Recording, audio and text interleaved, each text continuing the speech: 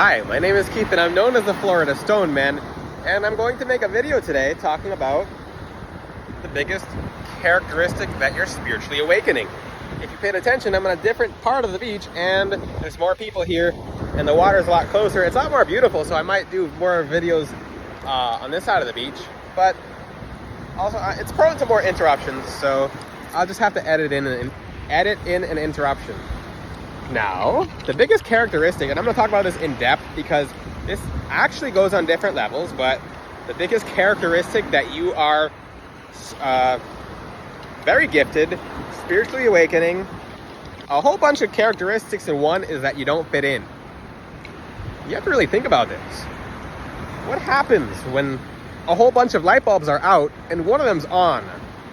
To the other light bulbs, that one light bulb that's on is going to seem strange and weird and different, and then it doesn't fit in, it doesn't belong.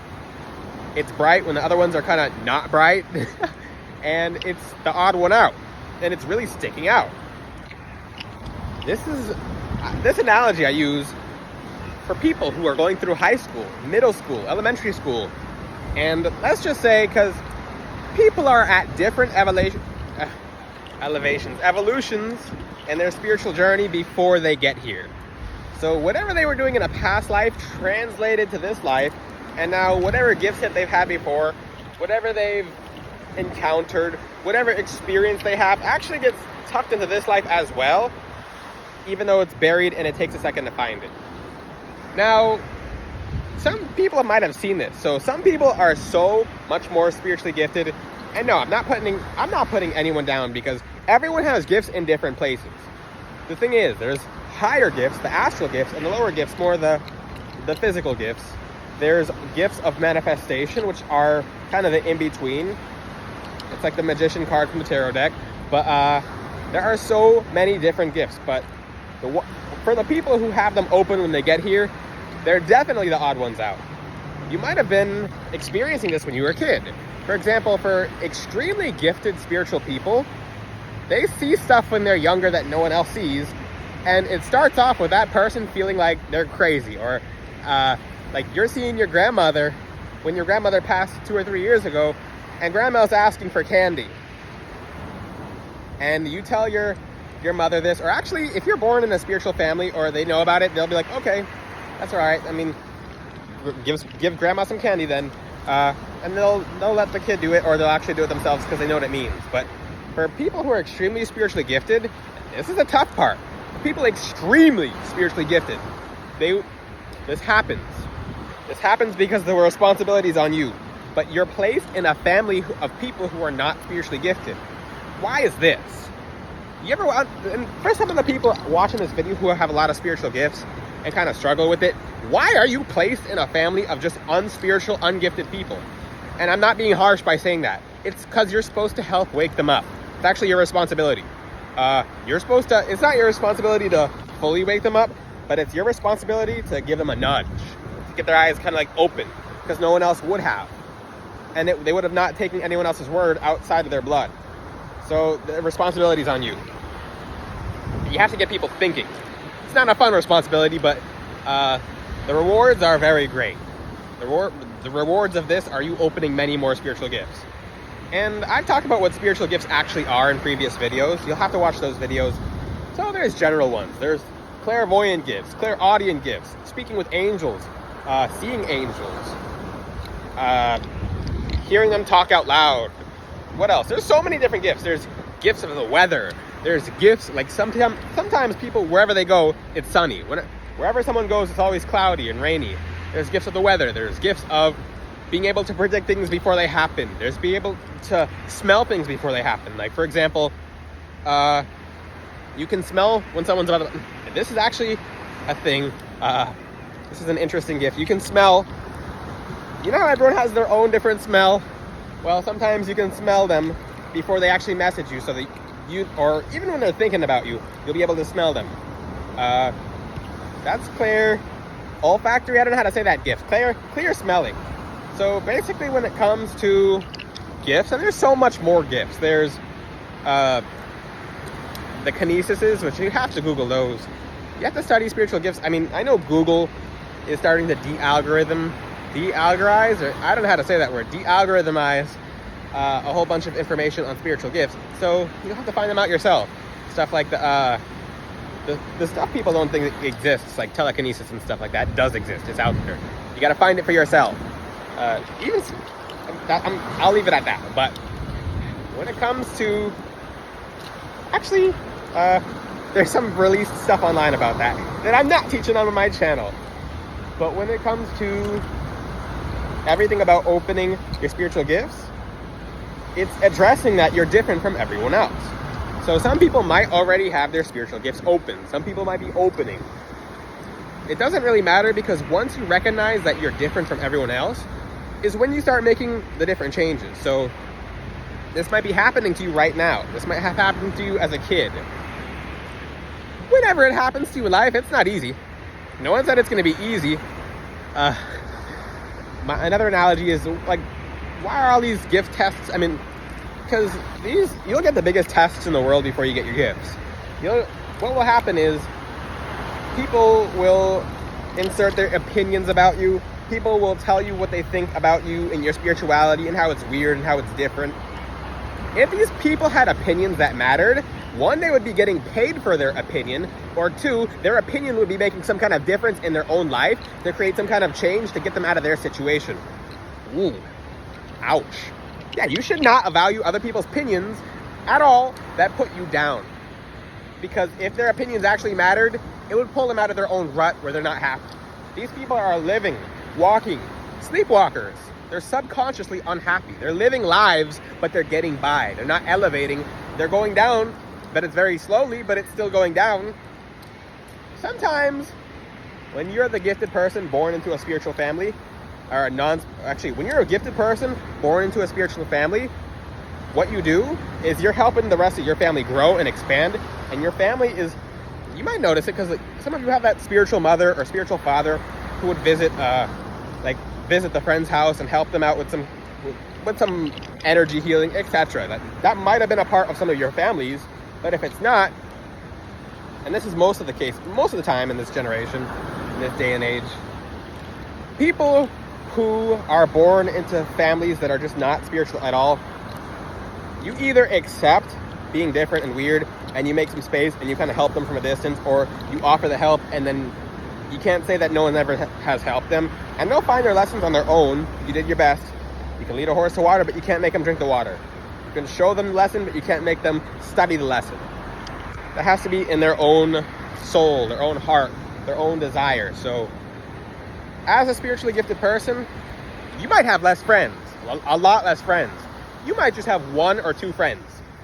That's it. When you start, because I've seen it. I've seen people who've had 10, 20 friends. You can't keep track of all those friends. They're not really friends. They're people you like talking to or going out with. But when you open your spirituality, that's a part of the realization, like, hey, energy is real. As I say in previous videos, energy is real. Vibrations are vibrating. Well, good. If that's where someone's spiritual awakening starts, then good. That's a start. It's a start. So if someone starts waking up that way, then good. They're being woken up. A lot of people just stay asleep the whole time. I made a video about that. Most of the world is just flat out asleep. They're sleeping. And you're the one awake. So your job is to walk away from a bunch of people who are asleep and find more people who are awake, or try to wake them up. And if they don't want to wake up, you're not going to get into a fight with them for trying to wake them up. The point of this video is you have to recognize that it's the first step. When you find out, hey, I don't fit in. Hey, I'm different. Hey, I don't really resonate with that many people. I can't really hang out with friend groups. I can't really... you find yourself, as you get older, going to bars and clubs less because you're like, hey, these people they're going down. And you might notice some other people stop going to bars and clubs. Actually, people don't notice those kind of people. And you'll find out, hey, when I went out and about, those weren't really my friends. Those people were just trying to hang out with me because I was going out. And if I wasn't going out, then they wouldn't care about me, and then I'm not in their world. Those are conditional friends. Unconditional friends will always make sure you're doing okay. They'll make sure that you're doing well. You're not just doing. You're not just operating. Versus friends like that, you're going to go out with them and they're not going to really care if you don't show up the next time you go out. They'll be like, oh, that's too bad. Oh, I liked going out with him or her before. Okay. That doesn't really change much, but the thing is, your vibrations will be clashing. You'll be noticing disagreements in energetic frequencies. So you'll go out in public and people might look at you more. This is a giant symptom. Okay, some of you get flat out offended by this. When you are a spiritually gifted and awakening person, you have to realize that everything we're seeing is not just the physical. These people are going to stare at you. Even if you're not wearing crystal jewelry, even if if you're just looking like a regular person, these people are going to stare at you. That's one thing. You cannot get offended. Think of it as a baby looking at someone who they find fascinating. You can't get offended at this. What's really going on is that basically you have a light above you. Your connection with God, your connection with your guardian angels is light. You elevating your frequency is light. And you better believe, on the spiritual realm, in the pockets of the astral realm, you are glowing. You are vibrant. You are illuminated. And these people can't see a physical light, but they can feel it. It's almost as if they're seeing a physical light. Sometimes people can detect your aura without knowing that they're detecting it. And they don't really have much to say. They're going to look from a distance and they're going to stare and they don't know what they're thinking because it's new to them. That's just something it's uncommon. And like I said, there's going to be a lot of people out here. And if you found my YouTube channel, you didn't just find it by coincidence. You found it for a reason. Maybe you know me before YouTube. Maybe this is brand new to you. You're getting spirituality without the sugarcoating. In this day and age, there's actually some spiritually asleep people. I have to pay attention for the waves don't take me to the ocean behind me. I'm not an offering. But someone actually said that. Like, say, oh, you better take all the crystals off before you hop in the water because the ocean's going to think you're an offering. I mean, I'm not going to get in the water with the crystals on because Barracuda like shiny things, and I don't feel like being allure, or however I say that word, L-U-R-E. But I actually was going to do a video about that, like hopping out of the water like Poseidon. And no, I don't feel like being a Barracuda bait, but when it comes to spiritual awakening, it does get better. It's not just downhill. It's about, what happens is you're on a roller coaster, and the roller coaster consists of you getting on the ride, you not waiting in line with a bunch of people who are just waiting in line, you getting on that roller coaster, and it's going up. Oh, cool. Spiritual awakening, fun. All this cool stuff, all this cool knowledge. Then you realize you have a lot of learning to do, and you have to do a lot of cutting and clearing. You have to do a lot of energetic blockage removal. You have to make space for new blessings, and things get crazy. Things get chaotic. It gets wild. It's like wildfire, and you're going down the roller coaster, but the roller coaster goes back up. So you might, when you spiritually awaken, the enemy knows you're waking up. So, and if he knows you're devoted to God and you're going to be helping a lot of people, he's going to send challenges your way, but they're not going to get through. They're just going to be kind of like annoyances, like flies in your face.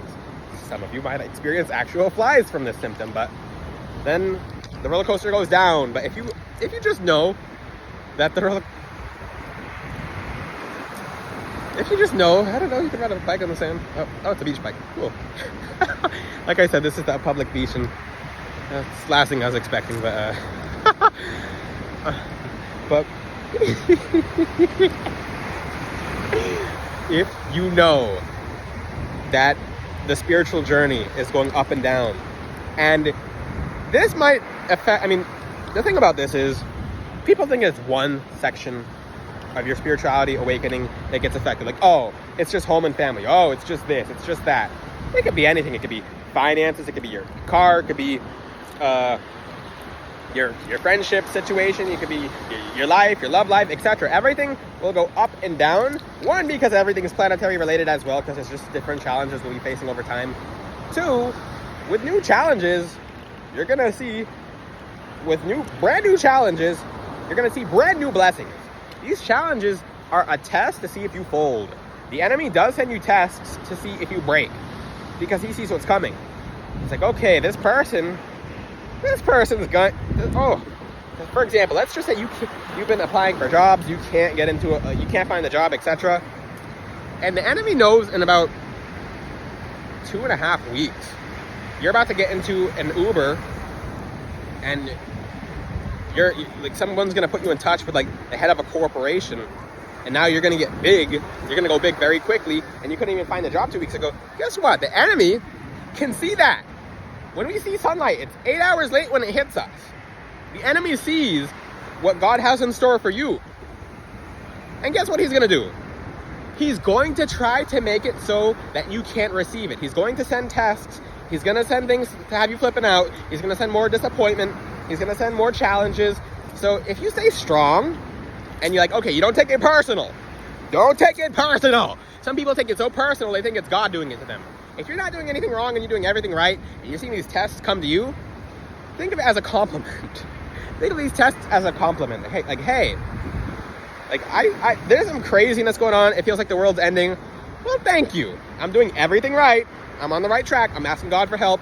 And then you see your world falling apart. It could be financially, because it could be spiritually, emotionally, etc. But you're doing everything right, and you're making the changes to adjust to make sure you're on the right track. Guess what? That's a compliment. Take it as a compliment. It's like, hey, something big is coming. So let's just see if you waver. Let's see if you waver. Let's see if you cry and you break, and you can cry and yell and scream, but if you give up, you know how many gold miners gave up before they got gold? And the next person who's out here. And sometimes people will receive your blessing because the blessing was coming to you anyway, so that energy is heading towards you. But if you give up, if you fold, if you break right before it comes to you, which the enemy will try to have you do, then you did that to yourself. We have to take responsibility of our own energy. That's us. So the plan, God's plan, is bigger than your plan. We can make our plans, but just know God will redirect us on his. The part is making a plan in general so that we're not just not doing anything. But if you know you're doing right, if you know you're doing light, if you know you're helping people, if you're on the good side of karma, you're doing everything right, you're making all these different changes and adjustments, and all these challenges are hitting you, guess what? It's a compliment. And you have to know that it's in relation to my topic of the biggest sign you're spiritually awakening is that you're different. You stick out. You face different challenges than other people. You're going to see a different roller coaster than the people who haven't gotten on the ride. And that's a very real truth that spiritualists are not sharing on YouTube, on TikTok, etc. People are just saying, oh, spirituality is fun and this and that. Oh yeah, it is. It's beautiful. But you have to think about it like this. Spirituality is like a gym. You have to exercise it. You can't ignore the spiritual body. You can't ignore the physical body. You can't ignore the physical world. You can't ignore the spiritual world. When you work out, after the workout, you're sore. It's painful. You don't know if you're going to work out again. Well, I mean, this is spirituality, so. I mean, in physicality, you know you're going to work out again. Some people actually stop working out after it hurts so much. They're like, oh, I can't do this anymore. It hurts so much. It's their first week. Or they've tried new exercises and they're like, I'll never do these exercises again. They were making you stronger. My point is, hang in there.